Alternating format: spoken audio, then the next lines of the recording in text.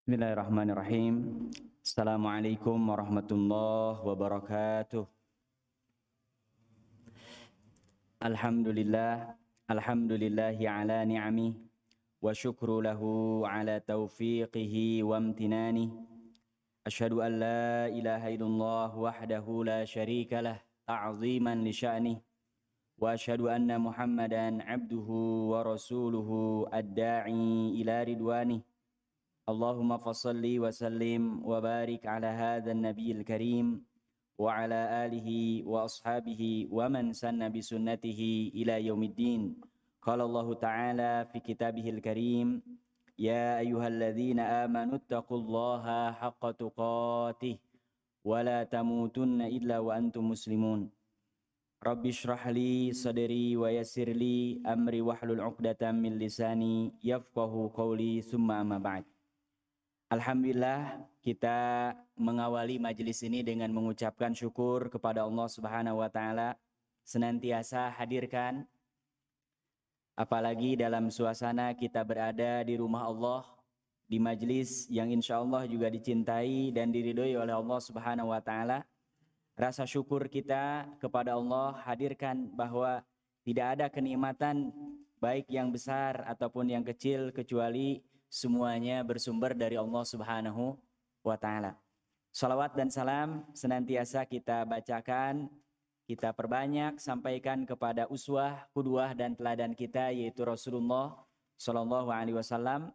Mudah-mudahan kita diberikan keistiqomahan, kekuatan untuk bisa mengikuti ajaran dan sunnah-sunnah beliau sampai nanti kita diwafatkan oleh Allah Subhanahu wa taala. Amin ya rabbal alamin. Bapak Ibu jamaah sekalian, kaum muslimin wal muslimat yang dirahmati Allah Subhanahu wa taala, pada pagi hari ini kita akan membahas tentang bagaimana kepemimpinan dan kepribadian sahabat yang mulia, yaitu Ali bin Abi Thalib. Ya. Sebagaimana diketahui bahwa dalam Islam ada yang disebut dengan Al-Khulafa Ar-Rasyidun, dan yang disepakati jumlahnya adalah 4. Walaupun sebagian ulama ada yang menyebutkan 5, bahkan ada yang lebih. Dan istilah Khulafa Ar-Rasyidun adalah istilah yang disebutkan dalam hadis Rasulullah Sallallahu Alaihi Wasallam. Hanya untuk siapa orangnya, nah ini ulama yang menyebutkan. Ya, yang disepakati adalah 4: Abu Bakar, Umar, Utsman, dan Ali. Ya. Ada yang menyebutkan 5 dengan Al-Hasan, anaknya Ali. Karena setelah Ali wafat, Hasan ini dibaiat. Walaupun gak lama, karena melihat kekacauan, akhirnya dia menyerahkan kepemimpinannya kepada Muawiyah. Makanya nanti berdiri Daulah Bani Umayyah. Ada juga yang menyebutkan, ini termasuk lama dalam kitab-kitab mazhab Syafi'i, selalu dalam sholat Jumat dibacakan bahwa setelah menyebutkan Ali, yaitu Umar bin Abdul Aziz. Nah, khalifah yang kelima Khulafaur Rasyidun, di antara sekian pendapat ulama adalah Umar bin Abdul Aziz. Kenapa mereka disebut Al-Khulafaur Rasyidun? Karena mereka adalah pemimpin sepeninggalan Rasulullah sallallahu alaihi wasallam yang paling dekat dengan apa yang dibawa oleh Rasulullah sallallahu alaihi wasallam. Ya. Nah, pada pagi hari ini kita akan baca sirahnya. Kita akan kaji bagaimana ketika Allah Subhanahu wa taala memilih orang terbaik, yaitu Ali bin Abi Thalib, ketika beliau diamanahi untuk menjadi seorang pemimpin. Di sini dikatakan yaqulu Dirar ibn Damrah al-Kinani, ya. Berkata Dirar bin Damrah al-Kinani menjelaskan tentang siapa itu Ali bin Abi Thalib, ya. Kata Dirar, kana ba'idal mada. Ali bin Abi Thalib termasuk pemimpin yang dia pandangannya jauh ke depan. Kemudian syadidul quwa. Beliau ini adalah orang yang kuat. Ya, kepribadiannya apa? Kuat. Karena pemimpin kalau tidak punya kepribadian kuat, dia mudah untuk apa? Dipengaruhi oleh orang lain. Termasuk dalam hal-hal yang sifatnya apa? Prinsip. Ya. Yaqulu faslan.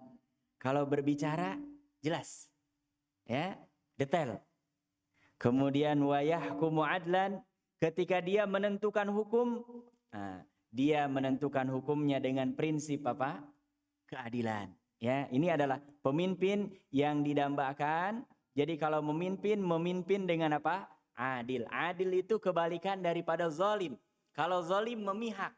Ini karena saudara saya, ini karena tetangga saya, ini karena apa? Itu. Tapi kalau yang adil, yang ditegakkan adalah ajaran Allah Subhanahu wa taala, aturan-aturan yang sudah dibuat, itulah yang dilakukan. Dan yang lebih hebat lagi dari itu, Ali bin Abi Thalib yang namanya pemimpin, apalagi setelah wafatnya Abu Bakar, setelah wafatnya Umar, kemudian wafatnya Utsman, itu kaum muslimin mendapatkan dunia yang sangat luar biasa. Ya, bayangkan orang dulu kalau perang, kemudian mereka menang, itu dapat apa? Ghanimah. Ya, dan ini jumlahnya tidak sedikit. Ya, bahkan kalau dalam gambaran kita ghanimah itu hanya harta saja, termasuk orangnya. Ya, termasuk banyak budak-budak dalam Islam itu karena menang perang, memang pada saat itu aturannya ya boleh diambil, gitu. Ya, Masya Allah. Tapi apa yang dilakukan oleh Ali bin Abi Thalib ketika beliau memimpin setiap malam? Ya, makanya ini kalau ada orang diamanahi amanat sebetulnya tidak boleh putus sholat malam. Karena itu yang akan membuat dia apa? Senantiasa terhubung dengan Allah Subhanahu wa taala. Kalau enggak, orang yang punya jabatan itu punya potensi jauh ya lebih besar untuk tergelincir ketimbang mereka yang tidak punya apa? Jabatan. Apa?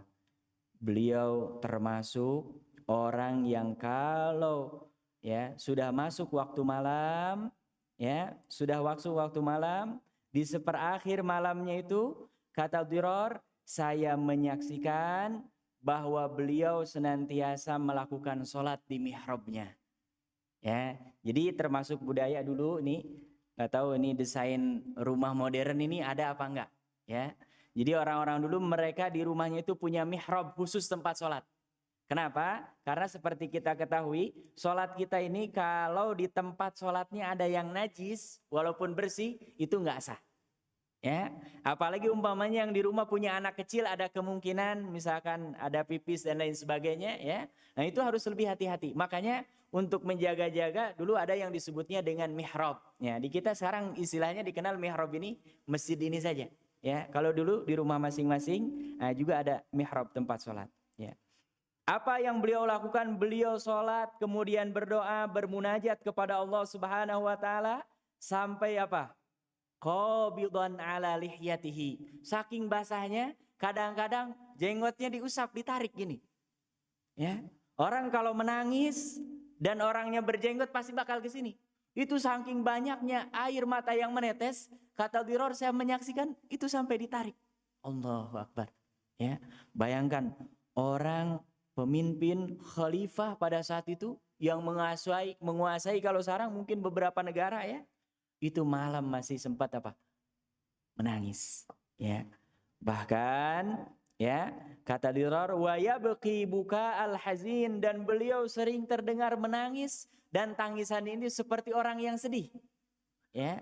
Padahal kurang apa Ali bin Abi Thalib, ya. Dan sering sekali beliau mengatakan, kata Diror, faka'anni asma'uhu, dan saya sering sekali beliau mengatakan, ya dunia, wahai dunia, ilayya ta'arati, kepadaku engkau tawarkan segala sesuatu. Ya. Ini makanya orang kalau jadi pemimpin itu bukan kita yang nyari, orang datang. Pak, tolong bantu. Ini saya, ya kan? Ini Ali ini dalam doanya selalu mengatakan, ya dunia, ya ilayya ta'arati. Ya. Engkau selalu ditampakkan kepada saya, ditawarkan. Ya. Kemudian apa kata Ali? Hayhata. Ketahuilah, tidak mungkin saya akan tergoda. Ya, pergi ke sana, gurri goiri, ya, ganggu yang lain, tipu yang lain. Kalau saya nggak mau. Nah, Masya Allah, ya. Makanya ini jangan sekali-kali, apalagi kita yang punya jabatan, termasuk saran para ulama, walaupun hadiah itu boleh sebetulnya pada prinsipnya ya. Tapi alangkah baiknya kalau orang punya jabatan lebih baik jangan terima hadiah selama dia menjabat. Karena ada kemungkinan di situ orang memberi sesuatu bukan karena pribadinya tapi karena jabatan yang dia pegang. Nah, khawatir nanti ada sesuatu, lebih baik jangan diterima. Kalau perlu bikin pengumuman depan rumahnya, selama saya menjabat tidak menerima hadiah. Itu lebih aman dan selamat fid dunya wal akhirah. Ketimbang ada yang awalnya kasih makanan terima, kasih nanti ada koper datang uang isi banyak, itu terima juga. Nah, ini berbahaya, ya. Makanya Ali bin Abi Thalib seperti ini. Bahkan beliau mengatakan, qad abantuki, ya, saya telah menceraikanmu kepada dunia, ya. Dan kita ketahui dalam bab tolak itu ada dua jenisnya. Ada tolak roj'i, kalau tolak roj'i ini boleh balik. Dan ini banyak sekali, ya, orang main tolak sembarangan. Termasuk nggak boleh orang sedang haid ditolak. Orang sudah berhubungan sebelumnya ditolak, gimana? Ya, harus tunggu dulu dia sampai nanti haid suci, jangan gauli baru tolak.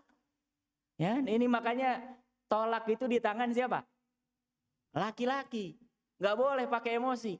Ya, makanya kalau ada orang yang mentolak dalam keadaan haid atau dalam keadaan sudah digauli, itu disebutnya istilah para ulama fikih dalam kitab Bidayatul Mujtahid, tolakul bid'i, tolak yang istilahnya bid'ah. Ya, terjadi tapi itu termasuk tolak yang apa? Bid'ah. Ya, sebetulnya kalau orang paham tidak boleh terjadi. Ya, gimana orang habis menggauli kok ditolak? Kan secara logika aja nggak masuk akal, gitu ya. Tapi ini banyak sekali. Mudah-mudahan kita diselamatkan oleh Allah Subhanahu Wa Taala karena tidak paham tentang bagaimana sebetulnya ajaran Islam terkait dengan masalah talak ini, ya. Kemudian yang kedua jenisnya ini adalah tolak bain. Nah, istilah kita orangnya talak 3. Ini kalau sudah 3 nggak boleh balik lagi. Boleh balik lagi, syaratnya apa? Nikah dulu dengan orang lain, dicerai, baru balik lagi dengan kita. Nauzubillah, ya. Dan ini sulit, ya. Termasuk kalau direncanakan juga susah. Dia harus nikah dulu dengan orang lain, kemudian setelah dicerai oleh suaminya yang baru, baru kita boleh nikah lagi, ya, dengan akad dan mahar yang baru, ya. Nauzubillah. Jadi ini Ali bin Abi Thalib mengatakan sampai seperti ini, ya. Karena apa? Karena kata Ali bin Abi Thalib, fa umruki qasir. Rugi sekali kalau saya sebagai seorang khalifah tergoda dengan dunia. Padahal umur dunia ini apa? Qasir, pendek. Ya. Jadi kalau orang sudah terombang-ambing dengan dunia sampai lupa mana yang halal, mana yang haram, mana yang boleh, mana yang enggak, itu dia enggak sadar. Seolah-olah dunia ini akan apa? Lama. Padahal umur kita paling lama berapa? 70 tahun. Ya. Bahkan sekarang rata-rata sudah pendek, rata-rata 50 ini. Kalau dihitung ya pukul rata, rata-rata 50 tahun sudah meninggal, ya. Nah, wa'ishuka hakir, dan kehidupanmu itu hina. Ya, dunia ini apa yang enggak hina coba? Kita sekaya apapun, ya, hidup ini awaluhu nutfah. Awalnya terbuat dari apa? Nutfah, air mani yang hina. Siapa yang mau dihadiahkan air mani? Enggak ada. Ya kan? Wa akhiruhu jifah, ya. Dan akhir daripada kehidupan kita ini hanya bangkai. Kita kalau sudah meninggal itu hanya apa? Wa ma bainahuma illa hamlul qadirah. Dan ketika kita sedang berjalan-jalan di atas dunia ini, hanya membawa kotoran kemana-mana. Kalau dibuka ini, perut kita ini, kemana-mana sebetulnya kita membawa apa? Kotoran. Apa yang perlu dibanggakan? Apa yang perlu disombongkan? Akan menjadi bernilai ketika ini semua mendekatkan kita kepada Allah Subhanahu wa Ta'ala, mengabdi, menghamba kepada Allah Subhanahu wa Ta'ala, baru ada nilainya. Kalau dari materinya, makanya Buya Hamka mengatakan, kita ini dengan kerbau apa bedanya? Ya kan, hidup, makan, punya anak, mati, ya kan? Nah, tapi yang ada nilainya, kita beriman, kita beramal soleh, kita berzikir, kita berilmu. Nah, ini yang akan nilainya besar di hadapan Allah Subhanahu wa Ta'ala, ya. Jadi ini beliau ketika menjadi pemimpin betul-betul sebisa mungkin jangan ada di antara kita yang aji mumpung. Ya, beliau tidak aji mumpung, bahkan menjauhi ini supaya menjadi contoh bagi generasi setelahnya, ya. Bahkan Bapak Ibu jamaah sekalian yang dirahmati Allah Subhanahu wa Ta'ala, ada kebiasaan beliau ketika menjadi khalifah yang ini mungkin ya belum ada yang mengamalkan setelahnya, ya. Apa itu? Beliau setiap kali yukhriju makana min baitil mal. Semua harta yang ada di baitil mal ini dibagikan. Kemudian apa yang beliau lakukan? Ketika sudah selesai, ya, semua harta sudah terbagikan, terkontribusikan, suruh disiram. bersihkan ruangan ini kalau mungkin gudang ya. Karena dulu kaum muslimin kalau ada uang-uang yang itu milik umat, nah masuknya ke Baitul Mal ya. Dibersihkan, dicuci ya. Kemudian apa? Ketika selesai beliau apa? Langsung ngambil air wudu faqama fasala fi ardihi. Ya. Salat. Nah, ini juga termasuk ya. Termasuk nggak ada contohnya dari Rasulullah. Ya kan beliau bikin sendiri. Ini salat apa? Nah, ini nanti ulama fikih yang menjelaskan. Ya. Salat apa ini? Karena nggak ada orang salat ya. Di Baitul Mal habis menyelesaikan pembagian, kemudian dicuci. Salat apa? Nggak ada penjelasannya. Ya, nah, makanya ini juga harus hati-hati. Tidak semua yang tidak dicontohkan oleh Rasulullah itu salah. Kalau enggak Ali bin Abi Thalib dalam bab ini salah, gitu. Ya, ada hal-hal tertentu yang boleh jadi kita belum sampai ilmunya ke sana. Ya, apa yang dilakukan oleh beliau? Beliau setelah selesai sholat 2 rakaat. Dan ini menunjukkan beliau rasa syukur, ya. Dan ini yang dipraktekkan oleh beberapa masjid, ya. Masjid yang bagus itu bukan yang saldonya banyak, apalagi nggak habis-habis itu.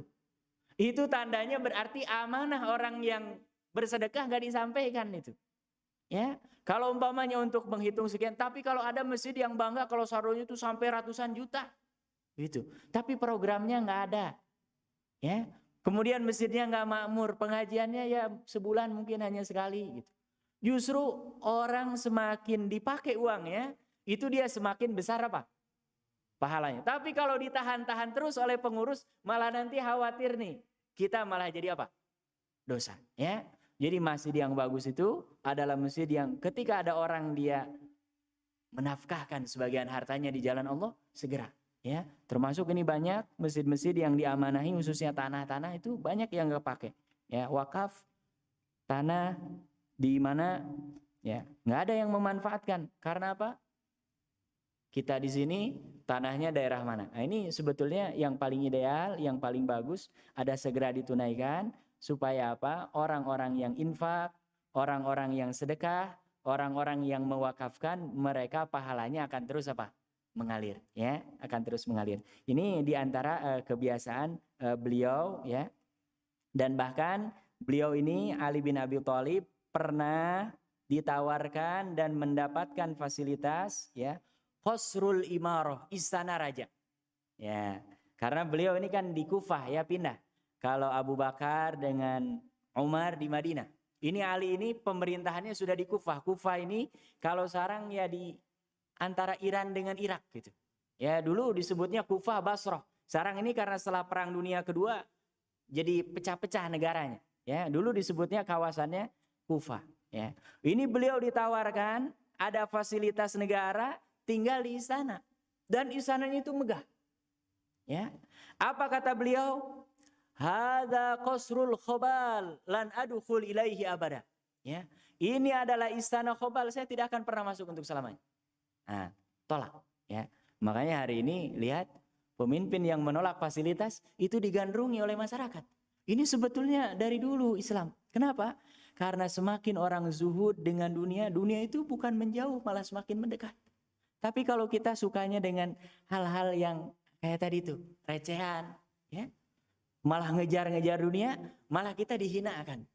Tapi kalau orang yang semakin zuhud, justru malah akan semakin dimuliakan oleh Allah Subhanahu wa taala dan dimuliakan oleh makhluk-makhluk Allah Subhanahu wa taala, ya. Jadi ini juga termasuk boleh kalau ada di antara kita yang menerima fasilitas tapi ditolak, nggak ada masalah. Yang nggak boleh malah nambah fasilitas, ini nggak boleh. Ya. Dan ini banyak orang sekarang mau jadi pejabat karena apa? Punya fasilitas ini, fasilitas, bahkan dia punya kewenangan. Nauzubillah. Itu kalau yang bukan haknya akan ditanya oleh Allah Subhanahu wa taala, ya. Makanya ini belajar dari bin Ali bin Abi Thalib dan selalu orang yang zuhud, orang yang tidak tamak dengan dunia, malah dia bukan dunia ini bukan semakin jauh, malah dia akan dikejar-kejar. Tapi kembali orang yang zuhud, kalaupun dia punya harta, punya kekuasaan, hanya cukup sampai di tangan, nggak sampai ke hati. Kalau sudah di hati biasanya sudah dikeluarkan. Ya, ada yang hilang itu bisa meriangnya berbulan-bulan. Tapi kalau di tangan, ya ini kan harta titipan dari Allah. Berarti kalau ada orang butuh kita kasih, ya berarti memang rezekinya dia. Mudah-mudahan dengan gitu kita mendapatkan apa? Pahala, karena menjadi wasilah menyampaikan kebaikan Allah Subhanahu wa taala, ya. Nah, dan termasuk kebiasaan Ali bin Abi Thalib, ya. Ini juga digandrungi sekarang ini. Anak-anak muda itu senang banget kalau ada pemimpin senang belusukan. Ya, ini Ali bin Abi Thalib belusukan beliau. Ya, bagaimana belusukannya? Ya. Wa kana radhiyallahu anhu ma'ahu durratun lahu. Beliau ini kemana-mana bawa apa? Tongkat. Ya. Kemudian apa? Yamshi fil aswaq, keliling ke pasar-pasar. Ya. Datang ke pasar, datangin, ya. Wa ya'murun nas, bahkan beliau ceramah bilang, ya, alaikum bitaqwallah wa husnul bai'. Hendaklah kalian senantiasa bertakwa kepada Allah, ya. Kalau sekarang, ya, dulu kalau saya di kampung kecil ada petugas yang memeriksa timbangan karena di pasar-pasar ini banyak yang curang. Jadi kiloan ini bawahnya dikasih batu. Supaya apa? Yang umpamanya sekilo, ya, itu bisa dikurangi 2 ons, 3 ons, dan orang nggak tahu. Karena ditaruhnya di mana? Di bawah. Ini sebetulnya yang paling bertanggung jawab selain penjualnya adalah pemimpin. Dia kalau tahu ada gerakan seperti ini harus turun. Kenapa? Karena kalau tidak, semua diam, apalagi yang tahu, ini mengundang azab Allah Subhanahu wa taala. Ya, itu banyak. Saya di pasar-pasar tradisional, Bapak mungkin sekarang masih, ya, ada buletan kayak bisul gitu. Itu ternyata dalamnya batu dan itu bisa mengurangi timbangan 1-2 ons. Bayangkan orang beli, ya. Padahal dalam Al-Qur'an dikecam dengan keras apa? Wailul lil mutaffifin. Celaka orang yang kalau beli dari orang ingin timbangannya pas bahkan lebih, tapi menjual ke orang lain timbangannya malah apa? Nah, dikurangi. Makanya ini Ali bin Abi Thalib turun ke pasar, ya, diingatkan, kalian harus senantiasa bertakwa kepada Allah, dan termasuk kalau berjual beli harus dengan hasan, dengan cara yang baik. Ya. Auful kaila wal mizan, sempurnakan timbangan dan kiloan. Ya. Nah, ini juga termasuk, ya, ini kebiasaan, dan hari ini digandrungi, ya, pemimpin dimanapun siapa, baik itu yang sungguh-sungguh atau pencitraan, orang yang seperti pasti senangi. Ya. Makanya paham betul, ya, paham betul orang-orang yang konsultan ini apa yang harus dilakukan sekalipun untuk pencitraan. Ini Ali bin Abi Thalib bukan untuk pencitraan, memang beliau kebiasaan, ya, ke pasar-pasar masuk. Ya Allah, ini menunjukkan juga bagaimana kepemimpinan beliau, ya. Sebetulnya kita harus tiru supaya apa? Orang-orang merasa terlayani, terlindungi, ya. Dan bahkan ini termasuk adalah orang yang melakukannya ini adalah sahabat Rasulullah SAW yang mulia, tapi tadi beliau adalah zuhud, ya. Karena sekarang ada yang keliling-keliling ke pasar, keliling ke ruko-ruko, malah narik-narikin yang bukan haknya. Nauzubillah, itu malah kebalikannya, ya. Ini harus kita jauhi hal-hal yang seperti itu, dan ini diantara kepemimpinan yang dilakukan oleh Ali bin Abi Thalib, ya. Bapak Ibu yang dirahmati Allah Subhanahu wa taala, selain yang tadi disebutkan juga, Ali bin Abi Thalib seringkali dan umumnya dulu ini memang yang paling afdal, dan tidak ada pemisahan sebetulnya dalam Islam antara ulama dengan umara, ya. Nah, kalau di kita, ya, kalau umara umumnya bukan ulama gitu. Paling afdal kalau bisa dua-duanya itu lebih baik. Karena apa? Termasuk kalau ada pemimpin, wali kota, gubernur, presiden, dia layak khutbah Jumat memenuhi syarat lebih baik. Karena dia bisa termasuk menyampaikan apa? Pesan, ya. Nah, ini Ali bin Abi Thalib, sahabat Rasulullah SAW yang mulia, ya. Bahkan kalau perlu sediakan mimbarnya, dijadwalkan para pemimpin-pemimpin itu untuk mengisi apa? Khutbah kalau memang mereka apa? Layak, ya. Nah, ini Ali bin Abi Thalib setiap hari Jumat beliau dapat jadwal khutbah dan selalu mengatakan ayyuhar ri'a, wahai segenap rakyat, ya. Inna lira'iyatikum huquqan, sesungguhnya setiap rakyat itu memiliki hak-hak, ya. Di antaranya apa kata beliau? Al hukmu bil adl. Harus hukum itu ditegakkan di atas prinsip apa? Keadilan. Ya, tadi nggak boleh memilah, memilih, ya. Walaupun ini berat, yang namanya orang dengan saudara, ya kan, pasti punya apa? kecenderungan. Ya, tapi kalau kita ingin selamat di akhirat, hilangkan. Ya, bahkan kalau perlu kepada keluarga terdekat seperti Umar bin Abdul Aziz, kalau kalian melanggar, maka apa? 2 kali lipat daripada masyarakat biasa. Gitu. Kalau sekarang malah kebalikannya. Kalau anak pejabat yang langgar malah apa? Lepas. Ini makanya orang jadi semakin tidak percaya. Gitu. Makanya selalu anggapannya kalau politik itu apa? Kotor, nggak baik. Bukan politiknya tapi apa? Pelaku-pelakunya. Ya, makanya nih kalau kita ingin meniru, ya, apalagi ada di antara kita umpamanya termasuk orang yang beramal dengan jalur politik, maka harus pelajari ini. Bagaimana Ali bin Abi Thalib di antaranya. Ya, al-hukmu bil adl, wal qasamu bisawiyah. Dan kalau mendistribusikan, membagikan kekayaan negara harus bisawiyah, sama. Ya, prinsipnya kesamaan, nggak boleh beda-beda. Apalagi karena saudara, karena teman dekat, karena apa? Ya, kita bagikan sesuai dengan aturan Allah Subhanahu wa taala. Karena apa? Dan ini juga yang harus diingat, sebagian orang menganggap kalau berpolitik itu ya dunia saja.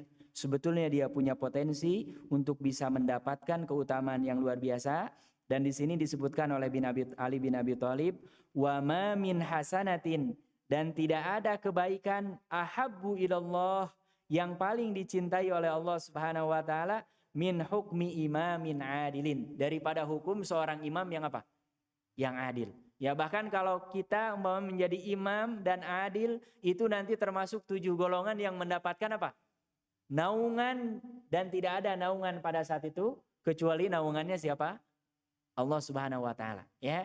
Nah, ini makanya juga harus dirubah. Ini selalu karena hegemoni barat ini yang kuat. Kalau politik itu urusannya dunia. Padahal sebetulnya banyak hal-hal yang kaitannya dengan politik banyak menentukan akhirat.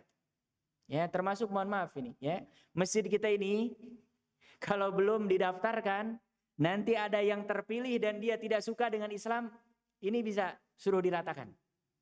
Ya. Dan kita nanti baru akan teriak-teriak, baru merasakan, oh ini nikmat masjid ini, nikmat luar biasa. Boleh jadi nanti susah. Saya di Bekasi beberapa tempat sudah mulai ada tempat-tempat yang kedengaran suara azan. Ini kayak di mana ini ya? Masya Allah, ternyata di situ memang kawasannya kayaknya tanahnya mahal. Dan semua sudah developer. Kalau developer mikirnya apa? Untung rugi. Ya kan? Kalaupun ada masjid biasanya ditaruh di mana? Pojokan. Ya kan? Masya Allah. Ini di Bekasi masih ada nggak kedengaran suara azan? Ini kayak di mana gitu. Nah, ini makanya penting, ya. Dan ini Ali bin Abi Thalib, dan nggak mungkin, ya. Orang kalau seorang pemimpin dia masih naik khutbah di mimbar Jumat, dia masih berani berkhianat, itu nanti malu di hadapan Allah Subhanahu wa taala. Dia bisa berdiri saja ngomongnya lancar, itu sudah alhamdulillah. Karena minimal sekalipun dia punya niatan buruk ketika naik ke atas mimbar itu, apalagi mimbar Bapak kalau lihat di Timur Tengah itu tinggi. Ya, jadi naik tangganya itu di Sudan, di Mesir itu mungkin bisa 15 sampai 20. Ya. Karena apa? Masjidnya besar-besar biar semua orang lihat. Gitu. Dia akan merasakan di situ. Di dunia saja dipantau, dilihat oleh sekian banyak orang. Apalagi nanti di hari kiamat dia akan dibangkitkan dan akan ditanya oleh Allah Subhanahu wa taala, Anda menjadi pemimpin tahun sekian, ya. Misalkan ada yang zalim, ini rakyatnya kenapa nggak sampai makan? Ini kenapa nggak punya tempat tinggal? Ini kenapa dia sakit sampai mati gara-gara nggak dapat apa?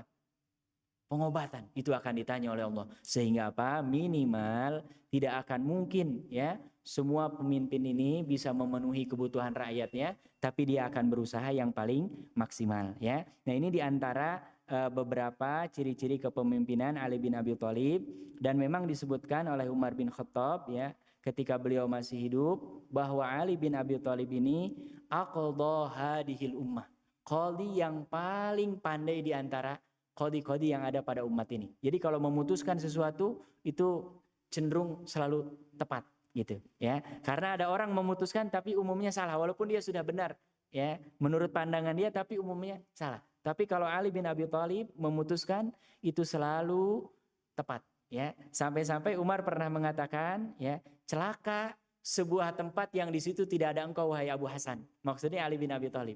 Karena apa? Umumnya orang ketika memutuskan tadi ada faktor-faktor lain yang dia lebih cenderung karena ke saudara, kerabat, tetangga dan lain sebagainya, dan ini dalam Islam tidak dibolehkan, ya. Ali bin Abi Thalib, Bapak Ibu yang dirahmati Allah Subhanahu wa taala, juga dikenal sebagai seorang sahabat yang zuhud, ahli ibadah, ya. Dan bahkan beliau orang yang senantiasa bersyukur kepada Allah Subhanahu wa taala, ya. Ini ada satu riwayat yang menyebutkan, ini sederhana ya, tapi kita kalau merasakan nanti nggak bisa buang hajat itu luar biasa, ya. Apa beliau? Kana Ali bin Abi Thalib, Ali bin Abi Thalib itu kebiasaannya idza kharaja minal khala, kalau keluar dari kamar mandi, ya, masahabatnu, beliau selalu pegang gini, ya. Kemudian mengatakan apa? Wa qala ya laha min ni'matin law ya'lamul ibad syakarha. Oh, betapa nikmat sekali. Maksudnya orang bisa membuang hajat itu adalah nikmat yang diberikan oleh siapa? Allah. Hari ini orang kalau tidak bisa pipis dengan tidak bisa buang hajat itu dia harus di mana? Dioperasi, ya kan? Dan itu biayanya nggak sedikit. Ya, baru-baru kemarin saya dapat berita ada orang yang dia masuk rumah sakit gara-gara itu. Nggak bisa pipis, nggak bisa buang hajat. Ini kalau kenikmatan ini dicabut oleh Allah Subhanahu wa taala, baru kita akan apa? Merasakan, sehingga baru kita kusuk-kusuk untuk menjadi orang yang bersyukur kepada Allah Subhanahu wa taala. Makanya beliau ini sampai nikmat yang kecil-kecil dipegangi, ya. Nah, ini adalah menunjukkan bagaimana beliau betul-betul adalah orang yang senantiasa bersyukur atas kenikmatan yang diberikan oleh Allah Subhanahu wa taala. Karena kata beliau, inna ni'mata mausulatun bisyukriha. Kenikmatan ini akan terus Allah berikan kalau kita masih melaksanakan apa? Syukurnya. Dan ini sesuai dengan firman Allah Subhanahu wa taala di surah Ibrahim ayat yang ke-7, la in syakartum la azidannakum. Jadi kalau kita bersyukur Allah tambah. Tapi kalau kita kufur, kita diancam dengan apa? Inna adzabi lasyadid. Nauzubillah, ya. Jadi sekecil apapun kita syukuri. Makanya kata para ulama, untuk urusan dunia lihat ke bawah. Untuk urusan akhirat lihat ke atas. Ini kita suka dibalik malah. Dunia lihat ke atas. Sehingga apa? Lihat orang lain naik jabatan, kita naik darah. Orang lain beli mobil baru, naik mobil baru, kita naik mobil ambulan. Jantungnya berdebar kencang gitu lah. Urusannya apa? Kenapa? Ini yang namanya dunia ini ya, kalau tidak diatur jadi penyakit tuh. Ya, orang punya mobil baru kok kita jadi yang mikir, padahal yang bayar cicilannya siapa? Dia, ya kan? Kenapa kita jadi sakit, kita jadi iri, dengki? Nah, makanya ini kita harus senantiasa bersyukur kepada Allah Subhanahu wa taala. Urusan dunia lihat ke bawah, lihat banyak orang yang lebih miskin dari kita, lebih kurang dari kita, sehingga akan menghadirkan apa? Syukur kepada Allah, dan Allah senang dengan orang-orang yang senantiasa bersyukur. Ya. Kemudian Ali bin Abi Thalib juga orangnya tawadhu, ya. Orang dulu setelah meninggalnya Abu Bakar, ya, dibuat peraturan di masa Umar yang menjabat itu dapat fasilitas dan dapat gaji. Kalau di masa Abu Bakar nggak ada. Makanya Abu Bakar dalam riwayatnya dia khalifah ya jualan juga di pasar. Gitu. Sehingga ketika ada orang mau ngadu itu nggak ada orangnya. Lah orang lagi jualan. Ya kan? Dan memang dia juga butuh untuk memenuhi kebutuhan keluarganya. Makanya di masa pemerintahan Umar dibuat kebijakan, ini kalau khalifah ketika rakyatnya mencari dia nggak ada karena sibuk dengan urusan dia, gimana nanti banyak yang terbengkalai. Akhirnya diputuskan, sudah orang yang menjadi khalifah yang ditugasi negara, dia dapat gaji sesuai dengan kebutuhannya. Ya, ini prakteknya. Tapi sama, umumnya mereka nggak ngambil.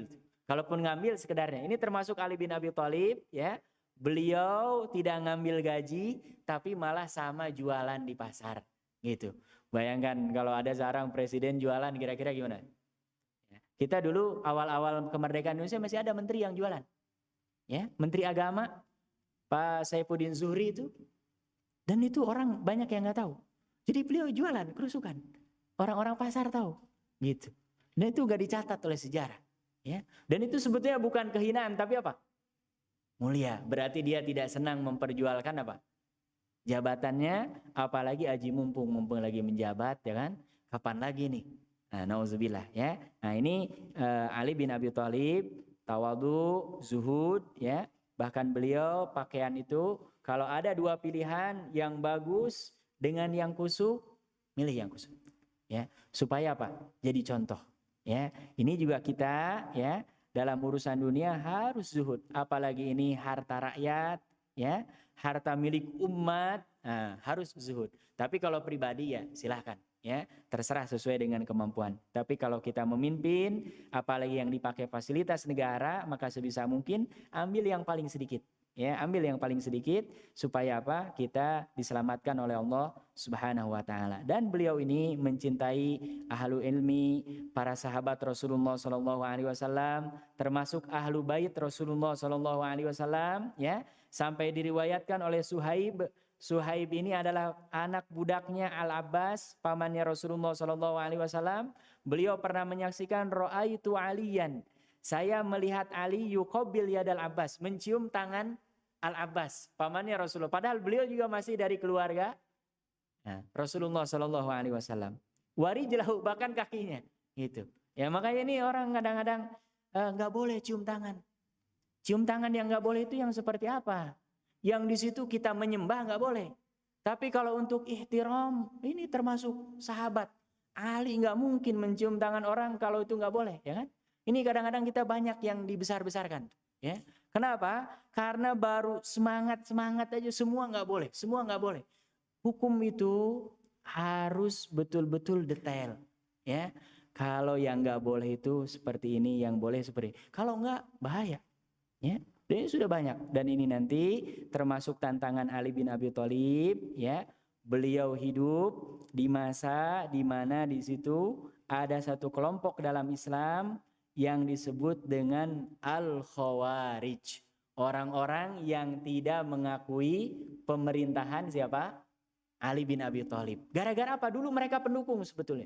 Orang yang betul-betul cinta kepada Ali bin Abi Thalib. Tapi gara-gara Ali bin Abi Thalib, ya, tahkim dengan Muawiyah. Ya, tahkim itu Ali mengutus, kemudian Muawiyah mengutus. Itu. Kata mereka lah, engkau ini kan khalifah yang sah.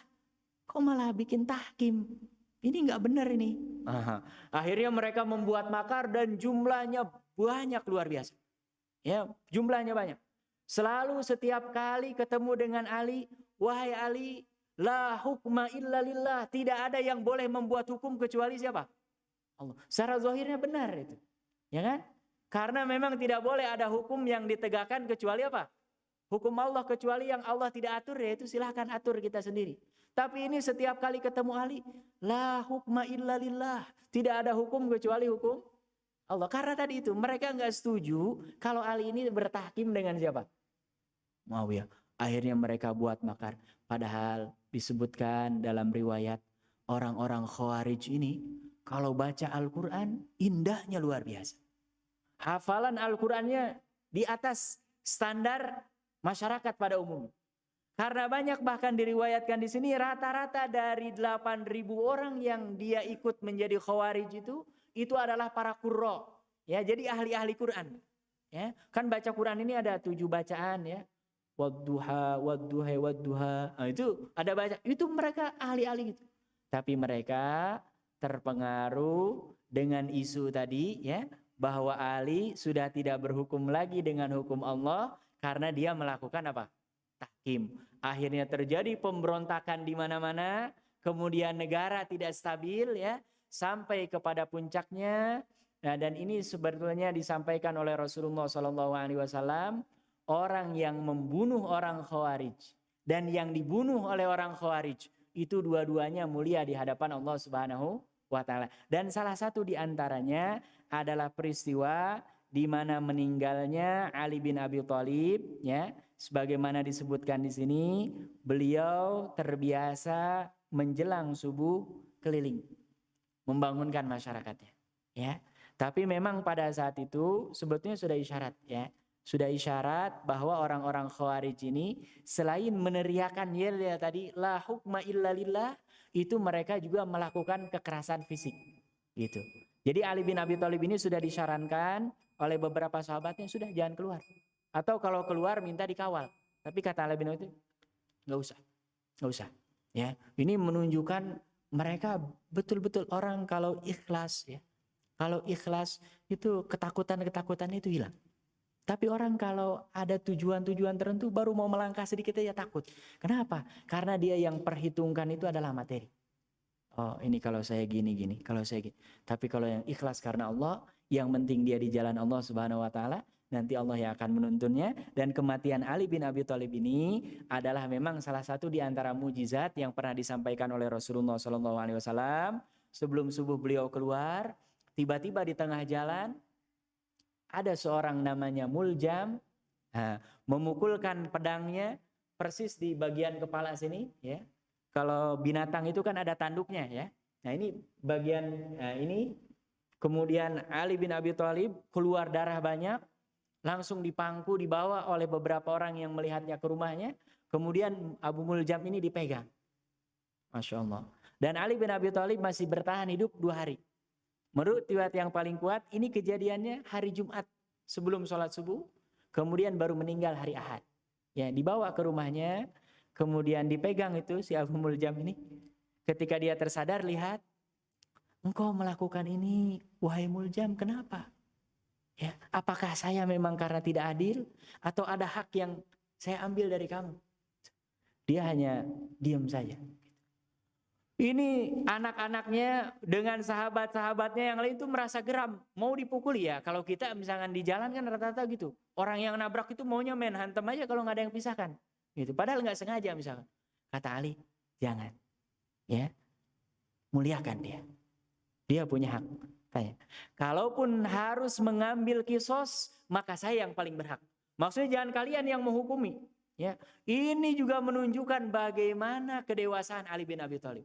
Karena kalau pada saat itu dibunuh lagi, ini akan terjadi kekacauan yang semakin apa? Parah. Ya kan? Dari pihak Khawarij ini mereka akan marah lagi. Tapi kata Ali bin Abi Thalib, jangan ada yang dibunuh.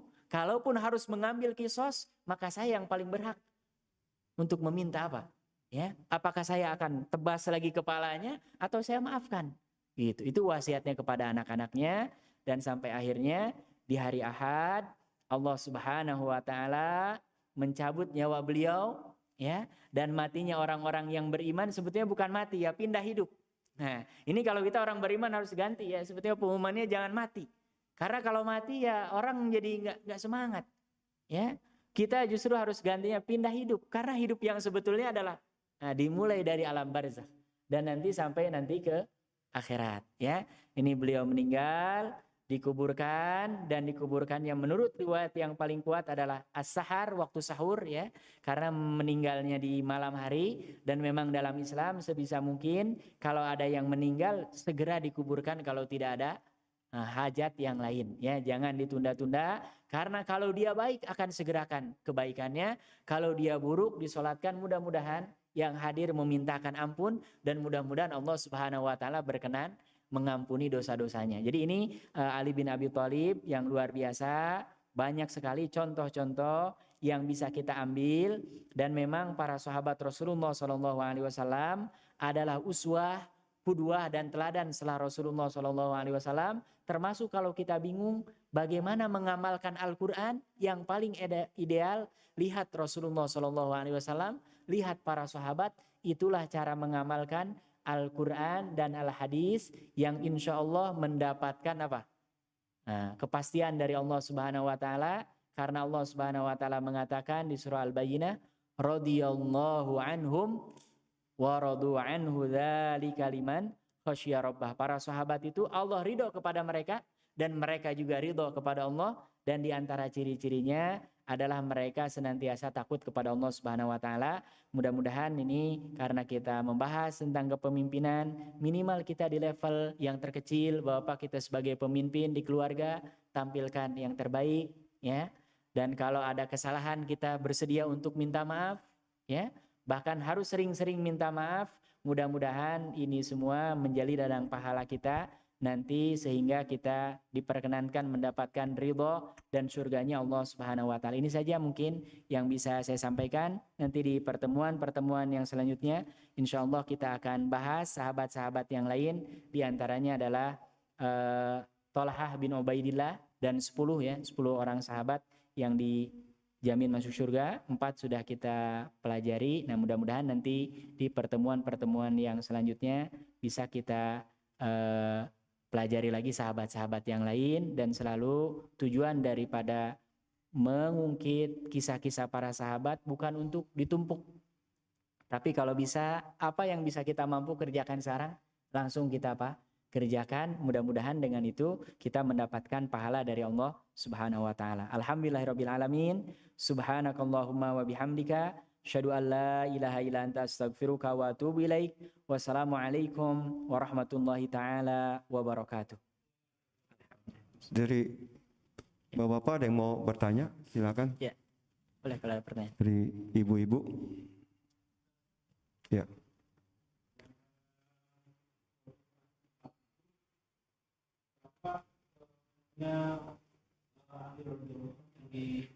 Di masyarakat ini nikah bulan Imam Ali. Ya. Ya.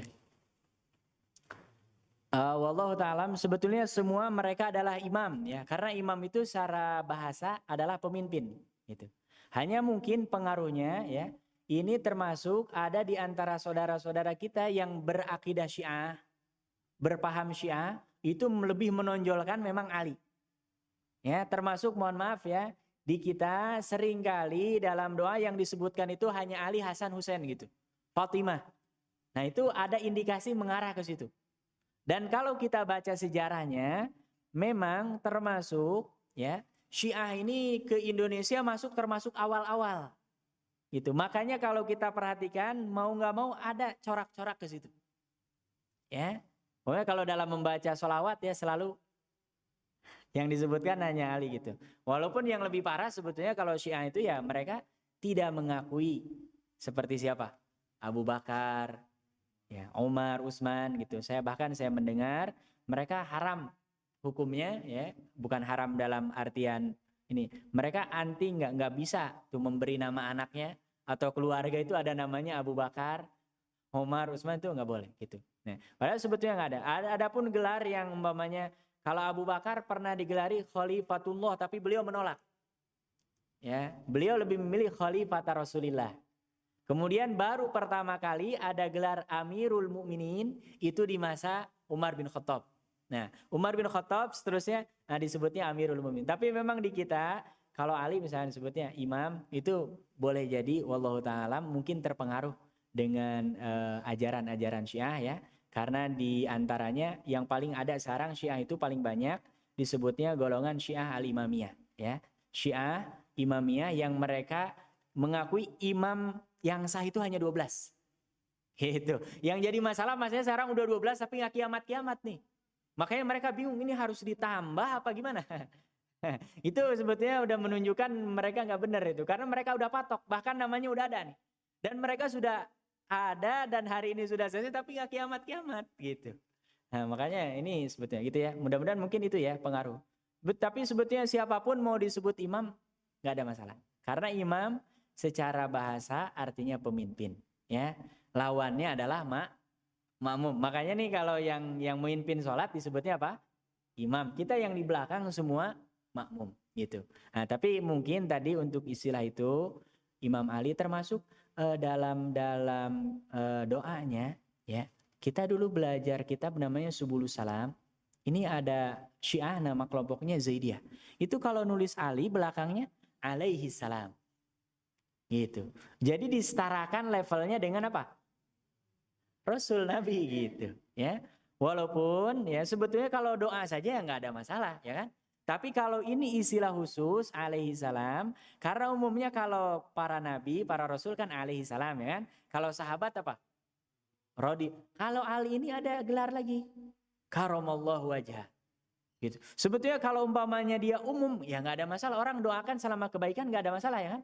Tapi kalau maksud tertentu ada istilah, nah ini yang nanti bisa berbahaya gitu ya. Itu menurut saya memang karena pengaruh ya Syiah di kita, walaupun memang nggak bisa mereka besar karena ahlu sunnah wal jamaah ini kuat dan bentengnya juga kuat, tapi mereka selalu membuat agenda dan sebagainya, dan semakin hari kita melihat memang semakin kuat walaupun MUI sudah membuat fatwanya ya. Bahkan belakangan tersebar di hotel-hotel ketika 10 Asyura itu anak-anak muda khususnya mereka pukul-pukul kepala pakai alat dan lain sebagainya untuk memperingati Karbala. Itu di kota-kota besar sudah semakin banyak gitu. Ini mudah-mudahan kita semakin sadar karena tadi secara logis saja mereka mengakui imam yang 12, sekarang imamnya udah 12, masa harus nambah 13, 14, berarti kan merubah akidahnya gitu. Nah ini juga sama, makanya tidak bisa diterima oleh para ulama. Nah, ini nggak sesuai dengan ajaran yang dibawa dan dipahami dari Rasulullah SAW dan para sahabat dan generasi setelahnya gitu ya. Allah Ta'ala. Ya. Ada lagi dari bapak-bapak? Saya nanya Tat. Ya. Oh tidak ada. Yang pertama itu kan ketika proses khilafah dari Abu Bakar, Umar, Utsman, Ali, itu kan kemudian setelah ke Umar bin Abdul Aziz Tat ya. Ya.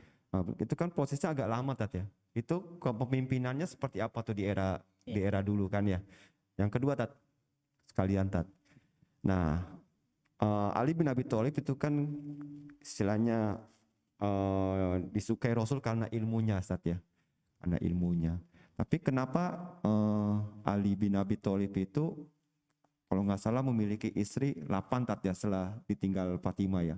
Berarti kan sudah menyalahi aturan yang harusnya 4 maksimal, tapi beliau 8 istrinya. Itu bagaimana Tat? Tat? Ya. Untuk yang terakhir dulu nih ya. Yang pertama, dalam Islam ini sepakat ijma, nggak boleh lebih dari 4 dalam satu waktu. Ya, ini dalam satu waktu. Karena boleh jadi ada orang punya istri lebih dari 4, tapi umpamanya istri meninggal lagi, dan ada itu. Ya, seperti salah seorang ulama di Syam, Syekh Ramadan Al-Buti itu nikah setahun meninggal lagi, nikah meninggal lagi. Nah itu kalau istrinya lebih dari 4 bukan satu waktu nggak ada masalah. Ya, tapi kalau satu waktu maksimal memang berapa? 4. Nah ini untuk yang riwayat Imam Ali ya, yang nikah ini itu boleh jadi harus dicek apakah termasuk istrinya di situ adalah budak perempuan. Karena kalau budak perempuan itu memang halal secara hukum. Ya, Bapak jangan ngarep gitu ya. Nanti kalau umpamanya terjadi peperangan gitu dapat ghanimah dan termasuk ada budak perempuan kita dapat jatah. Itu halal tanpa proses nikah. Itu mubah ya secara. Tapi kalau mau diambil silakan nggak ada masalah. Nah ini harus dicek riwayatnya. Saya belum tahu detail ya.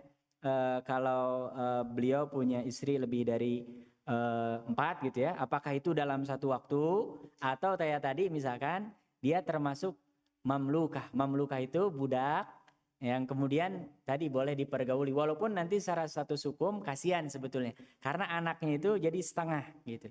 Ya kan? Karena dia apalagi kalau umpamanya bapaknya yang hamba sahaya, istrinya orang yang bebas, nah ini secara ini gitu. Nanti perlu kita cek lagi karena kalau secara ini nggak mungkin gitu. Kecuali kalau umpamanya nauzubillah dan nampaknya nggak mungkin ya. Kalau ada memberlakukan seperti orang-orang Syiah ada nikah mut'ah. Nikah yang dibatasi oleh waktu. Itu mereka sebetulnya secara hukum sah ya. Tapi yang membuat nggak sah dalam pandangan Ahlus Sunnah mereka membatasi. Saya nikah dengan Anda maharnya sekian seminggu gitu. Jadi kalau udah seminggu cerai. Ini dalam Islam nggak boleh. Ya, menikah dibatasi waktunya. Karena prinsipnya pernikahan dalam Ahlus Sunnah wal Jamaah kalau bisa memang seumur hidup. Kecuali kalau nanti ada masalah, ada pintu keluarnya yaitu tolak nauzubillah. Walaupun ini jalan terakhir gitu. Ya, jadi nanti perlu dicek lagi ya. Ada kemungkinan menurut saya karena pada saat itu memang terjadi penyebaran Islam ke berbagai negara dan terjadi peperangan, ada kemungkinan mendapatkan ghanimah dan diantaranya itu bisa dapat budak-budak perempuan dan itu nanti akan kita baca dalam sejarah banyak sebetulnya melahirkan tokoh-tokoh Islam yang besar ya dari anak-anak budak itu ya. Kemudian terkait dengan pertanyaan yang pertama tadi bahwa Ali bin Abi Thalib adalah ahlul ilmi ya, termasuk ilmunya yang luar biasa. Kemudian apa tadi ya? Ali bin Abi Thalib meninggal. Oh Muawiyah iya ya, pemerintahannya. Ya. Memang cenderung karena Muawiyah ini dia lebih cenderung kepada kerajaan Ya, sebagaimana juga orang semakin lama memerintah itu cenderung akan korup karena nggak terkontrol. Gitu. Nah ini karena dia sistemnya kerajaan, lebih punya kecenderungan dia ada kecenderungan memperhatikan keluarganya saja. Ya. Dan memang pada saat itu kalau diperhatikan dalam sejarahnya, makanya muncul pada saat itu tasawuf tuh. Karena melihat kaum muslimin itu hartanya semakin banyak gitu. Dan orang yang namanya harta nggak ada cukup-cukupnya gitu. Dan ini dari Muawiyah ini ya, Bani Umayyah ini karena mereka sistemnya keluarga semua, ada kecenderungan ke situ gitu. Jadi lebih mementingkan keluarga daripada yang lain. Nah, makanya ketika nanti muncul Umar bin Abdul Aziz yang dia begitu diangkat, panggil istrinya, gelang, emas kita copot. Serahkan. Padahal itu milik pribadi gitu. Kemudian anaknya panggil, kumpulkan. Bapak hari ini diangkat jadi pemimpin. Nanti kalau ada di antara kalian yang melanggar aturan negara, bukan dapat dispensasi, malah hukumannya 2 kali lipat daripada masyarakat biasa. Makanya nih yang tadinya nilainya misalkan 5, tiba-tiba langsung 10 kan jadi jomplang gitu. Nah makanya disitulah terjadi di masa pemerintahan Umar bin Abdul Aziz sampai Baitumalul Muslimin bingung mau menyalurkan zakat. Karena semua masyarakatnya itu sejahtera gitu. Walaupun pasti ada yang miskin ya karena sunatullah. Tapi umumnya gitu. Sampai dalam sebuah riwayat disebutkan Umar bin Abdul Aziz ini memerintahkan kepada yang membagi zakat naik ke bukit-bukit, kemudian makanan-makanan itu dikasihkan ke burung-burung. Gitu. Karena saking sudah apa? Sejahteranya gitu. Nah, ini juga sebetulnya kalau para pemimpin adil ini secara prinsip sudah nggak mungkin. Karena Allah sudah mengatur rizkinya itu nggak mungkin ada orang kelaparan. Kalau ada orang yang nggak makan, ada orang yang nggak dapat tempat tinggal, itu pasti itu jatahnya ada yang ngambil dengan yang tidak hak. Karena apa? Semuanya sudah ditentukan rizkinya oleh siapa? Oleh Allah gitu. Jadi secara umum memang ada kecenderungan ke situ ya. Walaupun umpamanya nanti hak dengan nggak hak, karena dalam bab politik para ulama secara keseluruhan lebih banyak ijtihadnya gitu. Jadi boleh jadi menurut pandangan kita salah ya belum tentu. Gitu. Makanya orang semakin alim, semakin wara', semakin zuhud, dia berpolitik semakin bagus. Karena berarti nanti akan mempengaruhi apa? Kebijakan. Karena pemerintahan dalam Islam itu prinsip utamanya yang sedikit. Musyawarah, adil, ya kan? Kemudian mensejahterakan rakyat sudah. Yang lain-lainnya aturan-aturannya banyak yang lebih diserahkan kepada siapa? Orang yang menjabat gitu. Ya kan nggak ada umpamanya. Pemerintahan apakah harus republik, apakah harus kerajaan, itu nggak ada. Kemudian mengangkat pemimpin apakah harus dengan pemilihan apa diangkat langsung, kan terjadi perpindahan dari Abu Bakar ke Umar beda, dari Umar ke Utsman beda ya kan, dari Utsman ke Ali juga beda gitu. Itu tandanya berarti tidak ada patokan baku gitu harus seperti apa. Tapi tadi prinsipnya semakin yang memimpin ini dia alim, takut kepada Allah, akan semakin banyak manfaat yang dirasakan oleh. Tapi semakin dia tidak takut kepada Allah, tidak sayang kepada rakyatnya, itu akan banyak kemungkinan dia akan melakukan gish ya, penipuan-penipuan yang itu sebetulnya nauzubillah. Mudah-mudahan kita semua dijaga oleh Allah Subhanahu wa taala, dan ya kalau kita dizolimi ya alhamdulillah lah, ngurang-ngurangin dosa. Tapi yang nggak boleh sama sekali ini kita menzolimi. Nah ini karena nanti berat di hari kiamat. Kalau di dunia nggak ketahuan, kalau di akhirat nggak ketahuan, pasti akan ada gitu. Ya dibalas semuanya oleh Allah Subhanahu wa taala. Gitu ya. Allah taala alam. Baik, sudah tidak ada pertanyaan. Terima kasih Tat. Ya. Jazakallah khair Ya. atas tausiah pagi hari ini. Ron Kasiron. Assalamualaikum warahmatullahi wabarakatuh. Waalaikumsalam warahmatullahi wabarakatuh. Alhamdulillah. Sudah syuruk ya? Sudah.